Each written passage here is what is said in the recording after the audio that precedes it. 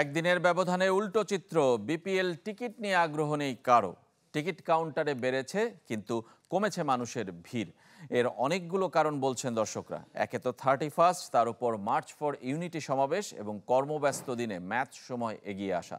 এর মাঝেই আবার দেখা মিলেছে টিকিট কালোবাজারির।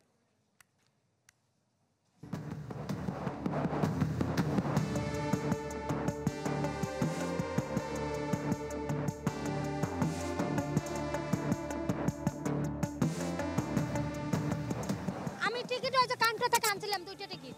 জি জি, বিক্রি না, আমার পরিচিত। হ্যাঁ, টাকা দিছিল আমার কাটার জন্য। জি জি জি জি, ওই যেটা মাধ্যমে 230 টাকা করে 60 টাকা, আমার 40 টাকা দিয়ে গেছে। হ্যাঁ,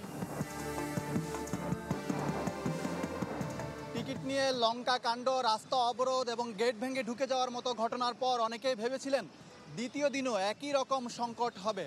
তাই মিরপুর 10 নম্বর হয়ে যারা স্টেডিয়ামের দিকে যাচ্ছেন তারা অনেকেই চোরা কারবারিদের কাছ থেকে টিকিট কিনছিলেন এবং সেই দৃশ্য ধরা পড়েছে আমাদের ক্যামেরায়।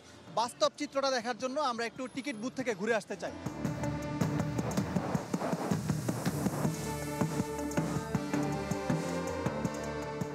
এই হলো টিকিট বুথের অবস্থা।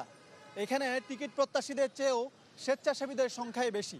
যারা ব্ল্যাকে টিকিট কিনেছিলেন তারা এই বুথ পর্যন্ত এসে একদম হতাশ। আমি মনে করছিলাম যে এখানে ভিড় পড়বে অবশ্য, যার কারণে আমি সামনে থেকে কিনে আনছি। আমি অতটা জানতাম না কত ভিড় ছিল, মানুষের চাপ। আমরা গতকাল পাই নাই বলেই তো আজকে আইছি।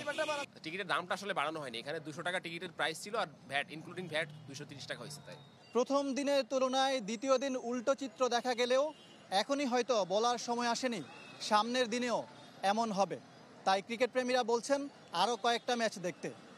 ইকরাম হোসাইন, চ্যানেল 24, ঢাকা।